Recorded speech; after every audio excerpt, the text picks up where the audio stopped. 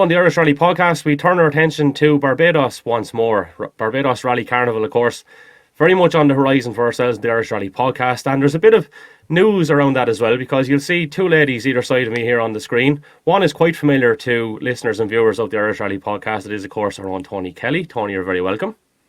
Lovely to be here, Kevin. Great to be chatting to you. And the other lady to the other side is Sarah Hall. How's things, Sarah? Yeah, great. Good to be here. Well, it's great to have you. And I suppose, from our listeners and viewers' point of view, they'd probably be a little bit more familiar with Toni, obviously. So I'll start with you. You want to tell us what's happening in Barbados and why you two are teaming up, and maybe a little bit about your background as well, if you don't mind. Yeah, sure. So, it's just beyond exciting to have some, hopefully, that's my cat. Is she going as well? She hasn't got a license. She keeps trying. It's just so exciting to be going out there, really. Amazing location. A bit of sunshine in the winter for us as well from the UK and Ireland will be quite nice, I'm sure, won't it, Toni? Absolutely. But I come from really, personally, a circuit racing background. I've been racing for a couple of years. On tarmac only, really. I did have a go of a bit of autocross, so that was a bit looser surface, which was quite fun. So I'm really looking forward to it. I think hopefully the idea is Toni's going to show me the ropes from a rallying perspective, and it's just going to be mega fun. Yeah, and of course, from a media point of view, you've got quite a portfolio built up at this stage. You've been involved for quite some time. Yeah, I've really been involved with motorsport for my whole life. Following my dad's career, really. He started off with actually bikes, but then went into rallying, rallycross of various different disciplines. And then he went into circuit racing as well. In the last few years, he's raced. I kind of followed that lead a little bit, but always been really interested in rallying and the cars, and there's always going to be a nice mix of stuff around, which I quite like. A lot of circuit racing series are like the one I'm racing currently, same make, grids, which is really interesting in its own right. But to see such a mix of cars doing the same stages and events is really cool to see. So that should be fun. Mm-hmm. Toni, you've been getting the itch for quite some time now in relation to a comeback. So it's by hook or by crook it's happened. Do you want to tell us how? Yeah, well, do you know what? It's kind of like everything in my rallying life, Kevin. It just kind of happens randomly. I was working on the Ulster doing the live streaming with HM Productions, and I got a phone call from Christopher Highlands one day just to say that, there's a really interesting character going to be in the service area. If you could arrange a chat, that would be great. And like those kinds of the phone calls happen all the time in terms of the live streaming and interviewing interesting people and kind of just people from all walks of motorsport life. So I didn't kind of see it as anything differently, and spoke to Greg and had a great chat with Greg Cozier himself at the service area. At the Ulster Rally, and then that evening I got a text basically to ask would I go to Barbados or would I be interested, and there'd obviously be a wee bit of apprehension in me in terms of not being in a rally car for well over 10 years. I actually did have to check EWRC to see when my last official rally was, because it's been that long. So it's 12 years since I competed, and I maybe was in the car once or twice after that, like testing or something like that. But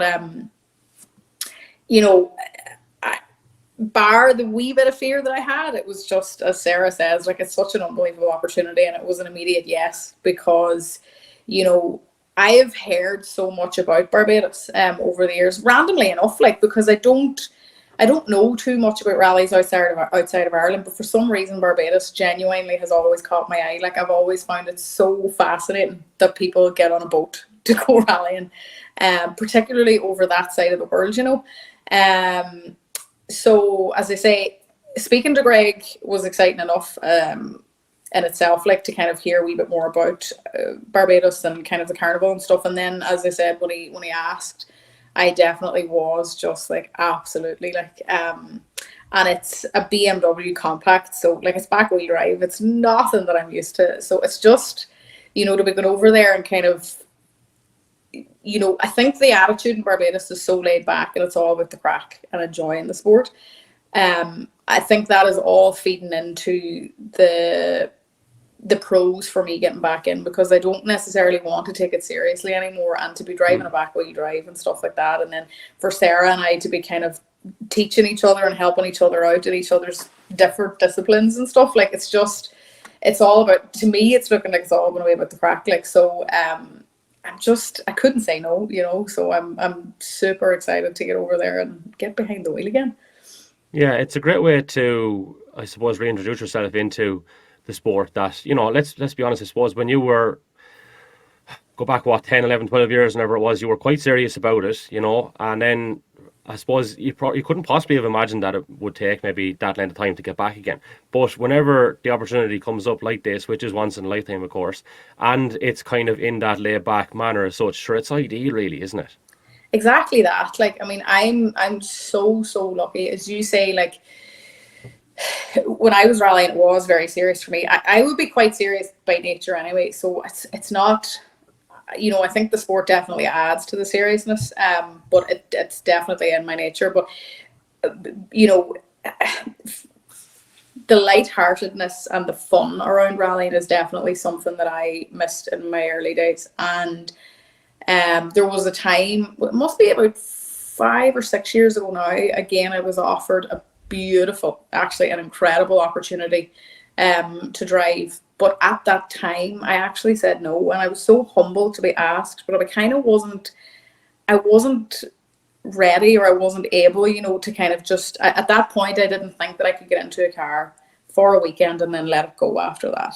Whereas, as you say, like, there's just something about Barbados that kind of seems to be playing into the whole, like, relaxed atmosphere and kind of, you know, just having fun with it again. And so I think all of that together has definitely kind of, it's just enticed me so much. And I mean, as Sarah says, a wee bit of sunshine in November won't do anybody any harm.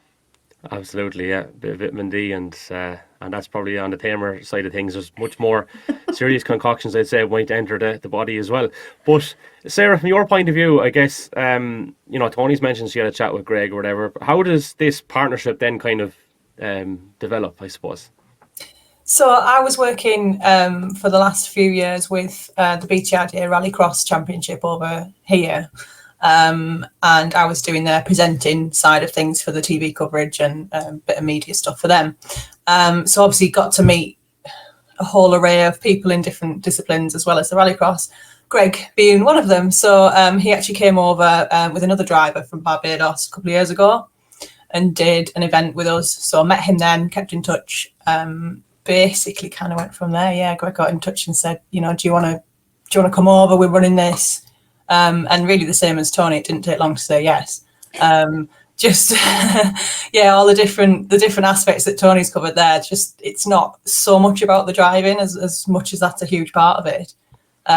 Kind of supposed to be the point of it. It's actually just going to be such a great experience. And I think the way the Barbados community is around rallying, I just think it's the perfect way for me, having never really rallied before, to have my first go at it in that such sort of chilled environment and just really enjoy the whole experience. Yeah, and I suppose it's been labelled the greatest rally holiday on earth, and I mean, to have it go on across a couple of weekends, you know, you've got your sprints, you've got the stage rally, you've got a bit of rallycross, there's something there for everyone, and there's a bit of downtime as well to, you know, take it all in. Yeah. I mean, what more could you want, like, you know? Yeah, it's a perfect scenario, really, isn't it? Exactly. Absolutely ideal. The other thing I was going to say, in terms of Greg, I mean, I've obviously been chatting to him a little bit off air and on air.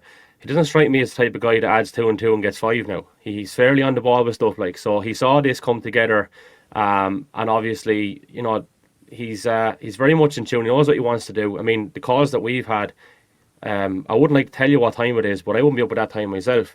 I'd say the man doesn't sleep at all. He's just so driven and so, you know, methodical, I think, with everything, and definitely very, very energetic anyway from my experiences. But from your phone calls, how have they gone? Are you getting that vibe as well? Yeah, I think I probably agree with that. He's exactly like you said. I think he's really committed to making it happen and making it a really special event, an experience, and it's not just a 1 or 2 day event, like you say. It's over the course of a couple of weekends with various different activities going on. I think you can hear from him his passion about it, and it obviously means a lot to him and the community over there. Have got a real passion and a drive for rallying and everything to do with having fun with the fun side of motorsport. So yeah, I think they're all pretty committed to putting on a good show. Yeah, Toni? Yeah, I would absolutely echo that. Like from the first moment that I spoke to Greg, like you can just see that he's like, I think the word that I have kind of put on him is a doer. Like he makes stuff happen. Like and he's so sort of laid back and casual about everything, but he genuinely is. Like he walks the walk as such. In anything that I've kind of in any way that I've dealt with him so far, and like, you know, as you both have pointed out, like the passion that he has. And I think the thing that is really striking me the most actually about Greg is his awareness of the community and family aspect of it. You know, rallying and all motorsport in general can actually be quite selfish because you have to dedicate so much of your time.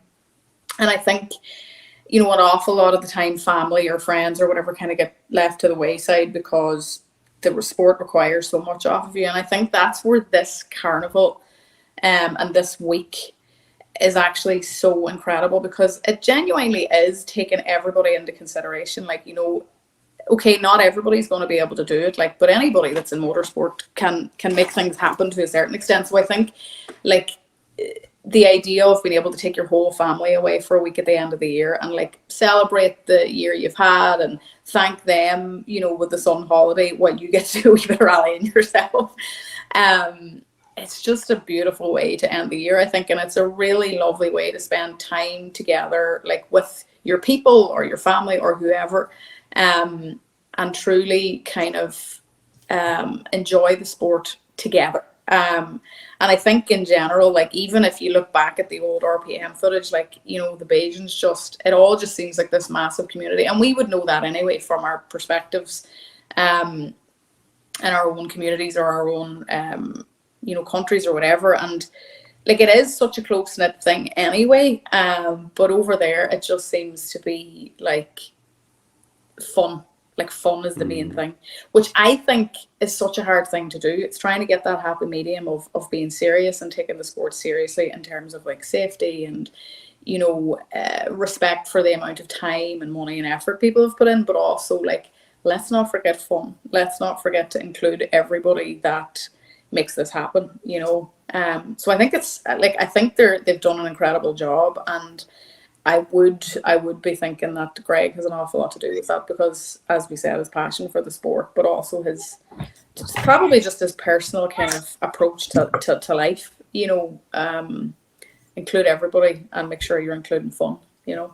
Yeah, that's what it's all about. So obviously we mentioned the key dates on the last particular show, but it's important as well for anyone that I suppose is interested in getting there to be mindful of what those dates are, which I'll give in a moment. But just to go off on a little bit of a tangent, there's been a few people that have actually commented underneath our social posts in relation to, geez, will we go? So it has garnered a bit of intrigue, it seems, and hopefully people follow through on those, I suppose, intuitions or whatever. So obviously, if someone wants to be there for both weekends, the 11th of October is crucial in terms of getting the car away.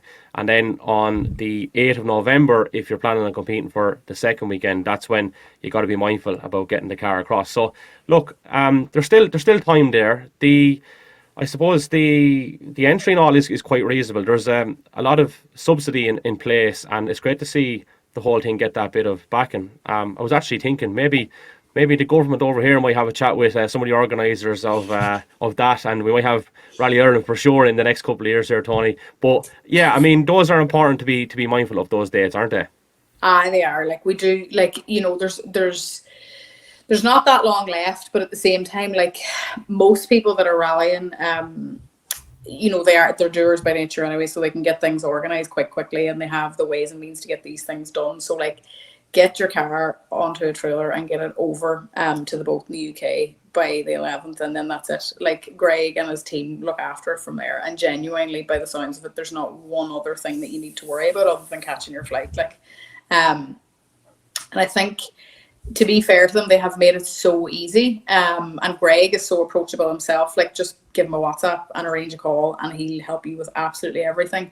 But you know, there have been so many people reaching out to me about, like, you know, the excitement about this event, like, and genuinely, like, the intrigue is there. Like, so many people are just, this is probably the same as me years ago whenever I saw it first as well. But as you say, like, if you have that gut inclination or that instinct is there to kind of want to go, pick up the phone and just get in touch with Greg or the podcast or whoever, and just make that first step. Like, and it just means getting the car to the you know, the port in the UK on the 11th or the 8th. But like, you've got another couple of weeks or a month or 6 weeks or whatever in between to actually plan yourself. Like, you know, just get the car there anyway, and then everything else will fall into place. Mm-hmm. Sarah, obviously a few inquiries probably on your side too, and you've been very good at spreading the gospel there. We're following you on Instagram, so fair play on that. But yeah, I guess there's people that have shown a bit of interest, yeah? Yeah, that's it. I've had a few conversations with people. I think the only stumbling block for me is I think people think it's a little bit unachievable, because they just think, Barbados, that's amazing. Like, there's no way I could get there. And I'm like, no, it's so easy. That, you know, give them all the information. Actually, like Toni was saying, get the car there. Don't need to worry about anything else. Just get yourself there and it'll happen. And you don't actually have to organise anything, really. So that's kind of the message I'm trying to put out, is actually it is really easy. You don't have to start organising transport and everything else yourself. It's all done.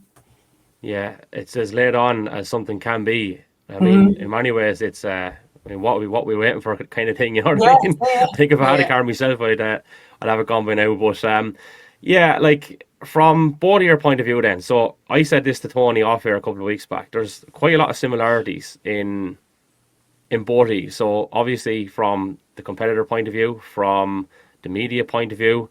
I know Toni did driving school at one stage. I think you do a bit of instructing as well, Sarah. Have you met your twin? They used to say a brother from another mother. Is a sister from another mister or something like that? I think that's what we found, isn't it? Yeah. It's mad though, the similarities, guys. It's weird, really, isn't it? But I guess, you know, things happen for a reason, I always say. So if we're going on this little adventure together, it'll be really cool. So that's it, yeah. I mean, it's all about like-minded people, and again, it's the community again, like, isn't it? Like, and that's just where, like, bizarrely enough, you know, it's not too often that there are women in this game, but to be able to do this with somebody that actually is a female and gets it from every same perspective, like, is unbelievable. Like, and I think, to be fair to Greg, again, he's forward thinking there. I think he's aware of the fact that, like, I don't know of the history of Barbados and their, you know, their competition or whatever, but like, I know, like, years ago, there's an unbelievable story behind Gabrielle Connick. Like, she's a female driver that went over there a couple of times as well, and I think Greg spoke about her as well, and you know, how she ended up, like, I think buying a house over there and stuff. But getting women into the sport as well, like, and making sure that women know that, like, come on ahead, like, we're ready for you, like, we're open to everybody and anybody. Like, this is not a sport that's closed off to people, like. So I think, as I say, I think Greg was on the ball with sort of spotting something as well that kind of needed to be looked at and promoted. And he probably, because he met me and he knows Sarah for a few years, he probably knew that the two personalities would work well together as well. So yeah, I think it's going to be such good crack. And as you say, like, there's just so many similarities that we just have so much stuff to kind of bounce off each other with.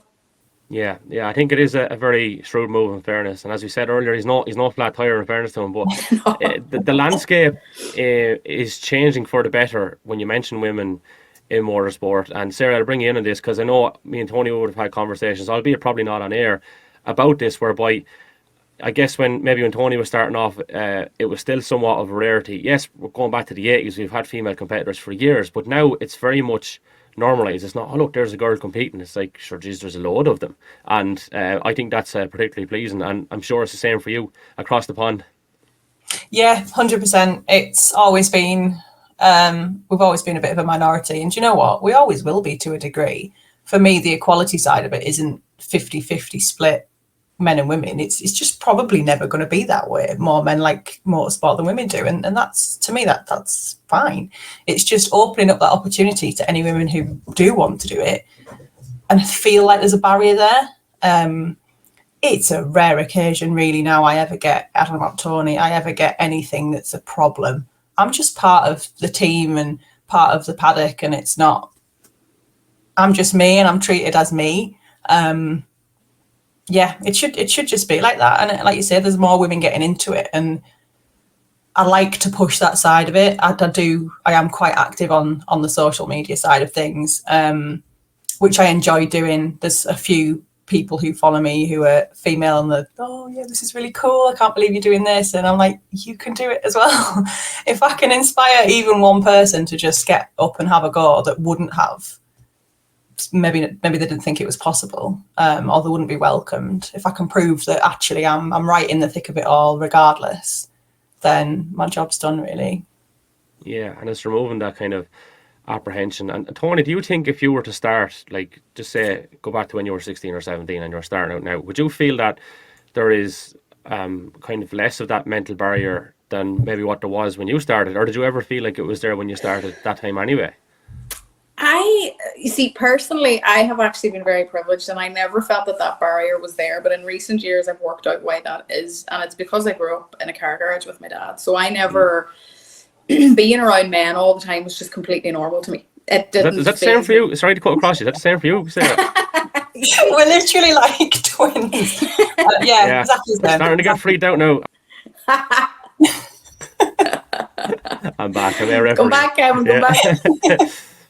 Yeah, that's scary. That's actually really scary. But yeah, I mean, that would explain it though, wouldn't it? But it does explain it, you see. And this is like, I am so, like, Kevin, you will know this from personal chats. And I think anybody that listens to my series as well will know, like, that I am so into, like, the mind and the psychology side of things, and how things happen the way they happen. And that is one of the things I've been looking at, like, is why was I comfortable? And that's, like, Sarah is more proof that, like, the only reason kind of we feel particularly comfortable to be there is because we're not intimidated by men. So I do think motorsport in general has to do more to include women and make that effort so as they understand. Because as Sarah and I will say, when you're there, it's grand. Like, nobody actually treats you any different. So it's not when you're there, it's the feeling comfortable enough to get in the first place. You know, and I think I never had any issues with it because it was so normal to me. I grew up around it. But I suppose if I'm brutally honest, like, I would actually be quite disappointed in the lack of female numbers in terms of drivers in Ireland over the last 10 or 15 years. We have had a handful and they've all been brilliant, but there should be more. You know what I mean? Like, there should just be more, like, and so I still think as a sport, as different clubs and different things like that there, you know, we do need to be doing more. It just has to, women aren't ever going to feel comfortable until there's an effort made. Like, the hand has to be put out to say, come on ahead, like, this is actually great crack. It is a safe place for you to be. It's a welcoming place for you to be. Come on ahead. We all know what it's like to try and get into new groups or new places. And it's, I think, I think it's that usual story of privilege. Like, people in the privileged positions need to kind of put the hand out and help people to join in. And so I would love to see more being done. I know there are things being done at the moment, but I would love to see a bit more being done. That being said, to be fair, in the last 10 years, the number of female co-drivers has, like, skyrocketed. And that's amazing to see. Like, I couldn't believe it going back this year. You know, I was around the Tarmac Championship obviously quite a bit. And the amount of, you know, females walking around the service area, you know, with rally suits, helmets and stuff like that there. So, you know, they're competing. And it's class. Like, you know, Sarah and I are so happy to have each other on this journey that we're going on. So it's like, we love to see each other. Like, it you know, it's a lovely thing to see. So I think we just need to keep working at it, you know. And what will you be doing between now and then, I suppose, from your own point of view, to maybe manifest positive thoughts and prepare for the whole thing? well, I need to get out the back wheel drive and I need to remember how to drive one of them. But yeah, definitely, like, I'm back at the gym. I'm trying to get like strength in my arms again to try and just feel a wee bit more comfortable behind the wheel, like and like, sure, motorsport, as we always say, like it's a sport where it's actually quite hard to practice as such. So it's just kind of about all the small things you can do in between. So I just have to try and find a wee back wheel drive and get around. Even a field, for God's sake, would do me at this stage. So that's what I'm at. I don't know what Sarah's doing, but that's what I'm at. Yeah, kind of the same, really. Just prepare myself mentally for something different. Really looking forward to trying something a little bit different, and I've done a little bit of rear-wheel drive stuff, but everything really that I've raced this year, it's been a front-wheel drive championship, so it's still going to be a little bit different, and the muscle memory and stuff's going to I'll have to really switch it on and try and remember which end I'm driving it from. But yeah, it just get ready for it, really. Try and promote it a little bit as well, see if we can get any interest in that, and even just people just following the journey and seeing what's going on. If that's enough to kind of spur people on to kind of watch us throughout and watch the Barbados pages for next year, it might even just click people to go, actually, these guys have been over and done it. Actually, that looked really, really good. Maybe I'll put an entry in next year. Hopefully we can get some of that as well. Yeah. Last question to both of you, right? So given the media background and the competitive background, is there any comparison to be made whatsoever? Do you find both of them very, very enjoyable? Or is there just something that doesn't replace the raw adrenaline? Sarah, I'll start with you. For me, they're completely different. I find a lot of joy in both. For me, the competitive side of it is been something that's been a long time coming for me personally. Like I say, with similar to Toni, I guess, watching people grow up racing and being involved in it all your life, you've always had that little sort of niggle there that you really, really want to get behind the wheel yourself and have a go. And I've been really lucky to do some really cool stuff over the years before I started even competing. So to be able to have done the season this year is really, it's been a dream. So nothing can match that. Nothing can match the sheer fear and excitement all at the same time when you're lining up on the grid ready to set off on a race. It's just such a rush. It's really cool. And getting the driver skill stuff right, doing corners right, it's a real rush that you can't replace with anything else. But equally to me, the media work that I've done, being involved on a different side, for me, I've always felt a lot of joy from that as well, because I can completely understand and relate to those drivers. When you've finished a race or a heat and I rip the door open, the last thing they want to do is talk to me, because they're either very angry because they've done it wrong, or they're very excited because they've just done really, really well. And I'm there shoving a microphone in their face, and I'm sure they wished I would go away at times. But I love that because I completely get how they're feeling. And so I would be just as excited as they are, and you can get that real reaction from people straight out the car, basically. It's not an interview afterwards when the adrenaline's worn off. It's sort of live stuff, and that side of it's really cool as well. Deadly. Toni? Yeah, like I would echo everything Sarah's saying there, really. Like I think from like a pure joy point of view, I would absolutely say that the driving is just it's just, that is where my joy in life comes from, I think. And I have worked hard and searched hard over the last couple of years, like 10 years specifically, like nothing replaces it, you know. But at the same time, like, yeah, like there's such enjoyment and fulfillment comes from the media side of it too, because like as Sarah says, you know, I've done the end of stage live on the radio, so I know exactly what you're talking about, like when you're getting that raw emotion, like, and it's class. You do not get feedback like it anywhere else. But then in the service parks, like from, say, like even a selfish point of view, like to be able to ask these guys, like, you know, what are you doing here? What are you doing there? What does that feel like? You know, that's just such an interesting thing to me anyway. They are an awful lot calmer. They can definitely think about what they're saying a wee bit more, but you're still getting like such amazing like information from people that are doing something that you love, and generally speaking they're doing it quite well, you know. So it's just all of it, to me, to be honest, feels like a privilege, whether it's driving years ago were driving now, to be able to do that and to have that level of joy. Like, I was teaching my nieces and nephews how to drive a quad last year in the summertime, and that flinging the quad around, like, that gives me as much joy as rallying ever did, you know.